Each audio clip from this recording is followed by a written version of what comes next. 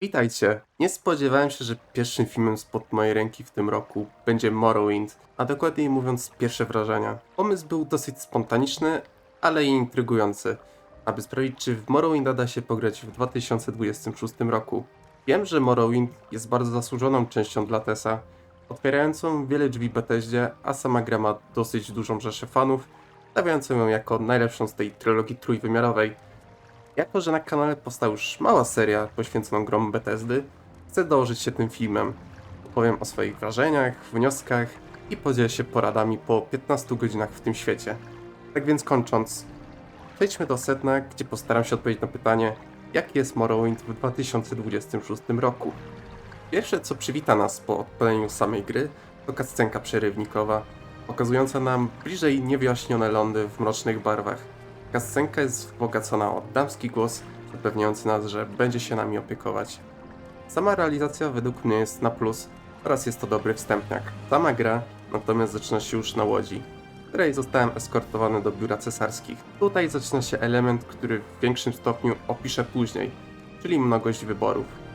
The Elder Scrolls to seria gier RPG. Jak na RPG przystało, gracz staje przed decyzją zbudowania swojej własnej postaci od zera. Wybieramy rasę dającą unikalne buffy i debuffy, następnie wybieramy klasę postaci w rozbudowanym kreatorze, ale co ciekawe, możemy również zdecydować się na psychotest, wybierając klasy za nas. Trzecią opcją jest coś, co osobiście mi zaimponowało i zdecydowałem się wybrać na późniejszym zapisie, czyli kustomizacja klasy. Tutaj gra rozwija swoje skrzydła, umożliwiając przeróżne kombinacje oraz synergie z pozostałymi ustawieniami postaci. Możemy stworzyć Norda posługującym się magią, Argonianina, który oddycha pod wodą, ale także ma silne ataki typu melee, czy też stworzyć mrocznego maga ze zdolnościami łotrzyka. Pierwszym moim wnioskiem było to, iż Morrowind nie będzie chciał mi wmawiać, jako graczowi, że muszę spełniać wcześniej wymienione archetypy, jak to niestety czasem robi Skyrim w porównaniu do Morrowinda. Tutaj mogę podjąć głupią decyzję o wyborze Khajiita, który będzie łotrzykiem, a na dodatek będzie levelował magię.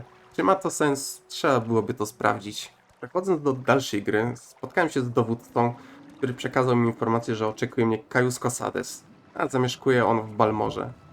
Nie było to stosunkowo daleko, mogłem też porobić questy w Seydanin, czyli startowym mieście nad wybrzeżem.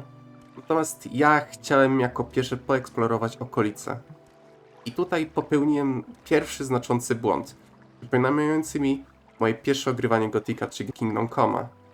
Otóż każda próba starcia z panującą rzeczywistością była skazana na porażkę. Na pierwszy start wybrałem mrocznego elfa z predyspozycjami do magii. Nie wiedziałem i nie przemyślałem sytuacji, w jakiej nie będę miał możliwości obrony innej niż zbroja i fartowne unikanie ciosów. Bo w tej grze występują takie procesy jak unik ciosu, o czym też później. Przemyślenie odpowiedniego zestawu zmiennych w kreatorze było fundamentalne do zrozumienia bardzo ważnego elementu tej gry. W wypróbowaniu Mrocznego Elfa i Khajiita zdecydowałem się zaczerpnąć wiedzę z poradników i instrukcji do Morrowinda. Tak, to były jeszcze czasy, gdy dawało się cały instruktaż w pudełku, jak dany RPG działa, co polecam. Na trzeci strzał wybrałem Norda o klasycznej charakterystyce waleczniaka z wyćwiczoną zręcznością, a na dodatek potrafiącego zarzucić charyzmatycznym tekstem w tawernie. Po wypróbowaniu Mrocznego Elfa i Khajiita zdecydowałem się zaczerpnąć wiedzę z poradników i instrukcji do Morrowinda. To jeszcze były czasy, gdy dostawał się instruktaż w pudełku, jak dany RPG działa, co polecam. Na trzeci strzał wybrałem Norda o klasycznej charakterystyce waleczniaka z wyćwiczoną zręcznością, dodatkowo potrafiącego zarzucić charyzmatycznym tekstem w tawernie. Nie bez powodu wspomniałem o zręczności w przypadku Norda. Otóż Morrowind był tworzony na przełomie epok tworzenia RPGów, a właściwie procesu redefinicji tego gatunku. Poprzednie The Elder Scrollsy były orędownikami staroszkolnego podejścia do gier. Brały one przykład m.in. z Dungeons and Dragons. Uderzenie przeciwnika czy uderzenie nas było poprzedzone niewidzialnymi rzutami kością i obliczeniami.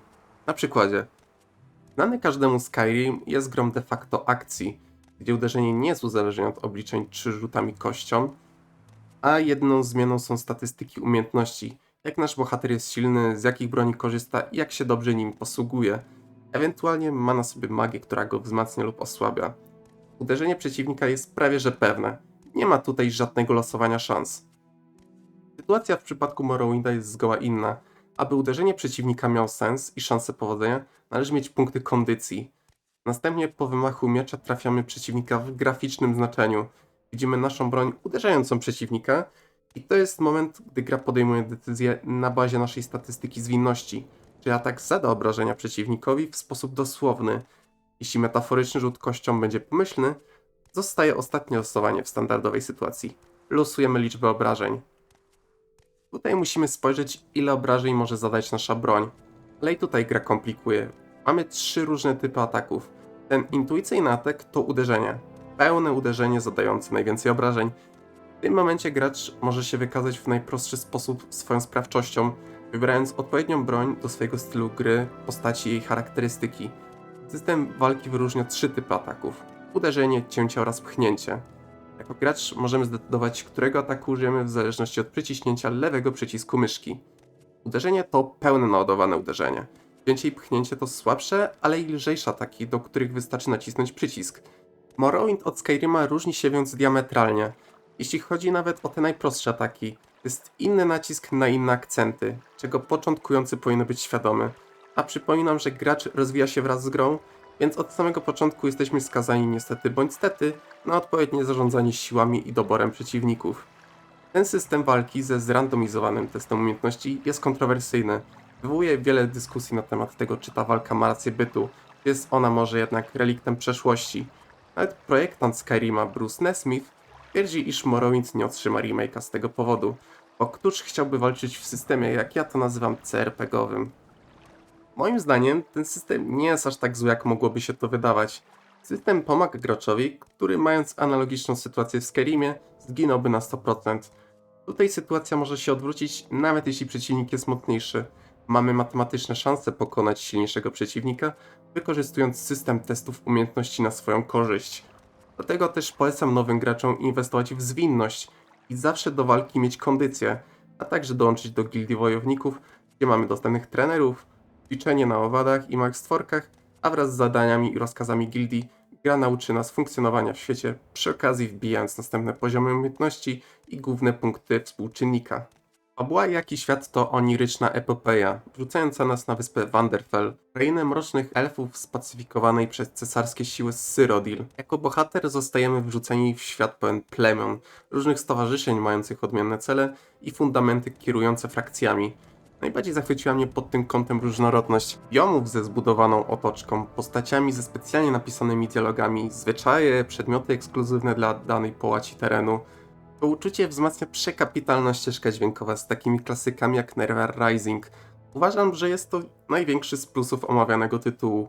Możliwość bezkompromisowej przygody, odkrywania unikalnych terenów, zaskakiwania się kolejnymi zawiłościami kulturowymi najprostszego odkrywania, czym w późniejszych latach będzie charakteryzować się cała seria The Elder Scrolls. Każda frakcja oferuje inną rozgrywkę. Możemy poznać inne postacie. Dla przykładu, gracz może dołączyć do cesarskich, próbując zapanować nad narodowo-wyzwoleńczymi nastrojami plemion, może dołączyć do tajemniczego rodu i sprzeciwić się dyktaturze cesarstwa, i może odrzucić oba, gnając do szemranych frakcji złodziei. A frakcji i dodatków fabularnych do gry jest jeszcze więcej. Powrócę na chwilę do mojej gry. Gaius Cosades, czyli dosyć istotna postać z perspektywy głównej linii fabularnej w moim odbiorze, nie jest sztampową latarnią dla gracza i zrób to i to. Wręcz przeciwnie, wydaje się dosyć zatroskany o los gracza, daje mu pomimo rozkazów wiele pola do działania, daje czas na usposobienie się i przystosowanie do warunków panujących na wyspie. Połączenie głównej linii poprzez Caiusa i dalsze przygody w połączeniu z gildiami dało mi poczucie eksploracji, chęci pójścia do innego miasteczka niż tego, które mam z zadania i rozkazu Caiusa, gildii wojowników czy magów, poznać ten świat, przeklikać losowe postacie, pytać o nastawienie wielu NPC-ów, wiecie, na tematy dla mnie dostępne. Morrowind ma ciekawą mechanikę odbywania rozmów swoją drogą, która jest dosyć słodko-kwaśna. Pewnie wiecie, w tamtych czasach dominowało prowadzenie dialogów i narracji w sposób tekstowy. Jest to wada, ponieważ tutaj jest mnóstwo czytania, co jest chwilami męczące, natomiast słodki posmak przychodzi z mechaniką wtłoczoną w dialogi. Jeśli występują słowa klucze dialogu, to gra podświetli słowa kluczowe na niebiesko, a rozmówca rozwinie myśl w kierunku klikniętego słowa. Wydaje się to proste, co więcej prymitywne, lecz trzeba wziąć pod uwagę, że dzisiaj takiej sytuacji w grach nie ma. Gracz dostaje 3-4 możliwości w drzewku dialogowym i się goń graczu. Jest to miła odmiana zapytać o którekolwiek słowo, gdzie oczywiście możemy nie otrzymać odpowiedzi, ponieważ reputacja czy pasek perswazji nie jest wystarczający. Trzeba kombinować, grozić, pochlebiać zainteresowanemu, aby otrzymać odpowiedzi albo wykonać misję w postaci odebrania monet czy przedmiotu. Morrowind bawi się z graczem rozmową, na ile potrafi konwencja. W moim mniemaniu odmiennym podejściem charakteryzuje się choćby często porównywany Gothic. W przygodach bezimiennego informacja poprzez rozmowę jest odsłoniętą graczowi nagrodą za wykonywanie zadań. Tam informacje są binarne i powiązane przynajmniej śladowo z narracją, aby popchać grę do przodu. Gothic w swoim założeniu stawia na reżyserię. Musisz stać się częścią czegoś, aby dostać informacje. Twórcy trzeciego TESa odrzucili taką filozofię, zostawiając gracza z narzędziami i statystykami do wyczesywania informacji. Chociaż nie oznacza to, że dziennik nie skróci nam istotnych informacji, jeśli na taki użytkownik się napotka. Ta otoczka legend, rozmów jest takim elementem popychającą moją grę do przodu. Coś, co podbudowało mnie, że hej, Morrowind może jednak będzie dobry. Wracając do Caiusa, jest on szefem najważniejszej frakcji dla całej gry. Ale nie będę spoilerować gry sprzed 20 lat, bo może ktoś żył pod kamieniem i nie wie jak się nazywa i dlaczego jest ona najważniejsza. Jego zadania w odróżnieniu od pozostałych gier Bethesdy są ciekawe. Zwiedzamy w ich ramach ładne lokacje, zgoła odmienne i nie są one aż tak męczące. Jak to zwykło się mówić, że ktoś grał setki godzin w Skyrima i dalej nie skończył głównej fabuły. Tutaj też jest to do zrobienia, ale gdybym miał więcej czasu, to mógłbym opowiedzieć już o fabule z perspektywy jej ukończenia. Ma swoje momenty i zwroty akcji. Pomiędzy głównymi misjami zdecydowałem się zostać chłopcem na posyłki dla magów, wojowników i innych postaci niezależnych. W grze spotkamy się z nieoczywistymi wyborami moralnymi. Przykładem jest zlecenie kobiety z kaldery, okradzionej przez złodzieja z rodzinnego dziedzictwa. Nie pamiętam co to był za przedmiot. Tegoż rozbójnika znajdziemy dosyć szybko w jaskini. W normalnej sytuacji gra zaoferowałaby mi wyłącznie wymierzanie sprawiedliwości. Wtedy ewentualne zachowanie przedmiotów dla siebie. Momentem kluczowym dla tej historii jest sama walka ze złodziejem. On w połowie walki zaoferuje taką złodziejską solidarność. Oddaje ci połowę wartości skradzionych przedmiotów, wychodzisz, a zleceniodawczyni gracz może wcisnąć kit, że no nie znalazłem go, pewnie gdzieś uciekł. W tym momencie zadanie kończy się i wszyscy są zadowoleni kosztem kobiety. Jeszcze przykład? W jednym z domów rozkoszy, zamtuzie, domu uciech, no wiecie co mam na myśli, spotkacie podchmielonego człowieka, który zaproponuje układ, aby znaleźć jego niewolnika Khajiita. W tym momencie staniemy przed decyzją moralną, czy chcemy być łowcą niewolników i odrzucić empatię, czy wybierzemy ścieżkę dobrego człowieka i pomożemy niewolnikowi uciekając z miasta. A w przypadku spotkania Khajiita będzie wdzięczny za pomoc i wolność. Takie zadania dają poczucie wpływu na świat, zauważenia, że gracz coś robi, nie jest pionkiem odliczającym questy do końca. Pomimo moich szczerych chęci i pochwał otwartego świata Morrowinda, należy zauważyć, co robi wspomniany Gothic, który zamiast serwować nam statyczną makietę pełną chodzących encyklopedii, rzuca nas w sam środek brudnego, reagującego organizmu, gdzie każdy nasz krok odbija się echem w zachowaniu otoczenia. Podczas gdy w Wanderfell NPC stoją niewzruszeni jak posągi przez całą dobę, czekając tylko aż klikniemy w odpowiednie słowo kluczowe w oknie dialogowym. Gothic nie potrzebuje setek stron tekstu, by pokazać nam nasze miejsce w szeregu, bo robi to za pomocą wyciągniętego miecza, tworząc iluzję świata, który nie potrzebuje gracza, by istnieć. Ta namacalność, gdzie każda zmiana zbroi to nie tylko korekta statystyk, ale realna przepustka do wyższej kasty społecznej, sprawia, że Morrowind przy swojej monumentalnej wielkości wydaje się czasem po prostu martwy, podczas gdy Gothic, choć mniejszy i uboższy w lore, tętni życiem, które potrafi nas brutalnie zweryfikować. Od 5-6 godziny zrozumiałem, o co chodzi w tym wszystkim. Czym ta gra zachwyca mnie tak naprawdę? Wiadomo, jest ta oniryka, świat, klimacik, ale cały czas miałem poczucie, jakbym już gdzieś to robił z podobną satysfakcją. Twórca Kingdom Come Deliverance, Daniel Vavra, nieraz przywołał swoją inspirację Morrowinda i Obliviona. Wzorował się tymi grami, tworząc rozwój Henryczka w KCD. Właśnie przez te 10 godzin, oprócz wypełniania fabuły, rozwijałem postać z podobną przyjemnością jak w KCD. Bugując skakanie po schodach dla wbijania akrobatyki, zmotywowałem się do większej odwagi w walce, by nabijać krótkie ostrze, rozmawiałem częściej z NPC dla retoryki, wszystko po to, aby budować główne atrybuty. Tutaj wyjaśnię, dlaczego zachwyca mnie Morrowind, a zawodzi Skyrim. Morrowind, tak jak objaśniałem w skrócie walkę, tak tutaj podchodzi staromodnie do systemu rozwoju postaci, co czasem będę nazywał levelingiem. Znów przykład. Załóżmy sytuację, w której odpalamy grę i wybieramy leśnego elfa z predyspozycjami do łucznictwa. Marzy nam się wybitny łucznik. Skyrimie byłoby to bardzo proste, wybierając całą rasę leśnego elfa. Jeśli jednak zrobimy to w Morrowindzie, to nasze doświadczenie z łucznictwem będzie syzyfową pracą. Levelowanie w tej grze, preferowanych statystyk, to jeden z największych wad, idiotyzmów jakich doświadczy początkujący gracz. Intuicyjność rozwiązań jest bliska zeru. Gra rozstawiająca na cyferki i system rozwoju postaci musi szanować decyzje gracza o wyborze stylu gry. Ale dobra, liczby. W najlepszej kombinacji łucznika otrzymamy telność, która jest połączona ze zwinnością ma 45 punktów, siła 40, zwinność 60. I my jako gracz jesteśmy na straconej pozycji, bo nie otrzymamy tak samo dobrego min-maxu i dopamin płynącej z szybkiego rozwijania leśnego elfa. Opłacalnym dla nas jest wziąć rasę i zadeklarować tak umiejętności i współczynniki, aby zatrzymać się gdzieś na 15-20 punktach. Także porada, przemyślcie co chcecie robić, aby nie wnosić głupio głazu. Można uprzyjemnić sobie leveling postaci robiąc na odwrót. Na domiar złych rozwiązań projektowych, chwilę temu powiedziałem, że celność jest prosto powiązana ze zwinnością. Jeśli ty, graczu, będziesz wzmacniał zwinność, to twoje łucznictwo będzie coraz bardziej skuteczniejsze, bo celność skaluje się ze zwinnością, prawda? Tak. Otóż nie. Obrażenia twojego strzelania z łuku są powiązane z siłą.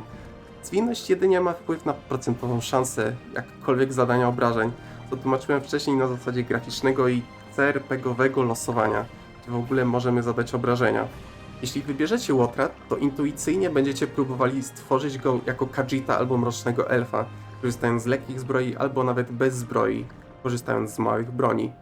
W skrócie będziecie bardzo oszczędni i delikatni w swoim buildzie, ale po co chcecie tak robić, jeśli nie będziecie faworyzowani przez grę za swoje poświęcenie? Opłacalnym dla was, jako Łotra, będzie wzięcie topora, który w rzeczywistości powaliłby zwinnego skrytobójcę. Krytyki są rozdawane na rasy na tej samej zasadzie. Co do samej matematyki jestem na tak. Na każde 10 punktów umiejętności, które wbijecie z danej grupy, wzrasta o 1 punkt współczynnik.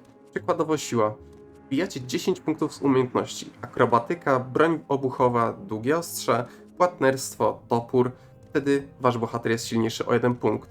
Przekłada się to na 5 punktów udźwigu w ekwipunku, kondycję, obrażenia i jakieś pomniejsze zależności. Pomimo tego, co powiedziałem, jestem zadowolony z RPGowości tej gry. Widzicie, takie gry jak najnowszy Dragon Age, Skyrim, RPGowe Asasyny czy najnowsze Evolved to zepsute jabłka w porównaniu ze skomplikowaniem, jakie ono by nie było, Morrowinda. Cieszy mnie, że Kingdom Come mógł się inspirować takim produkcjom jak Morrowind czy dla mnie mniej Oblivionem. Bardzo polubiłem model, gdzie moje zaangażowanie jest wynagradzone na każdym kroku. Rozmawiam z NPC-em, rozwój retoryki. Staram się mądrze zarządzać ekonomią, rozwój handlu. Walczę jednym typem oręża, rozwój przykładowo krótkich ostrzy. To są te elementy, które przyciągają moją uwagę. Bo tak jak wspominałem, ta gra jest bajką, mlekiem i miodem płynąca. Ale bez swoich mechanik RPGowych nie czułbym tego samego. Ktoś pewnie zapyta, dlaczego w filmie nie ma magii? Morrowind jest przecież bardzo znany z kustomizacji czarów. I wiecie co? Miałem to zrobić, ale niestety uważam to za totalnie toporną drogę, gdzie trzeba mieć dużo zawzięcia. Mogę ślepo założyć, że to fajna sprawa, ale ode mnie nic niestety się nie dowiecie sensownego. Morrowind jako całość jest dla mnie doświadczeniem takim samym jak Kingdom Come. Czułem, że moje pomysły są przewidziane przez twórców i mały procent z nich był zablokowany. Wanderfell i jego bogactwo lokacji, postacie niezależne, mnogość uzbrojeń, oręży, zaklęć, nurtujących zadań może spowodować u jednej osoby myśl, że hej, to jest świetna gra i może i najlepszy The Elder Scrolls. Po tych 15 godzinach jestem tego zdania. On ma swoją aurę. Zdaje się, że moje słowa nie są rzucone na wiatr, bo przed ukończeniem gry ograniczył mnie przyjemny obowiązek zrobienia tego filmu. Wbrew krytyce, która padła w tym filmie i postawienia Morrowinda w rozkroku między CRPG-iem a trójwymiarowym RPG-iem akcji, polubiłem go. Jego prostotę zmieniającą się z czasem, skomplikowane obliczenia i nie stawianie mi ściany w postaci, że nie mogę czegoś zrobić. Zabijcie postać fabularną, a zrozumiecie co mam na myśli. Bogactwa ponad miarę przybysze. Do usłyszenia.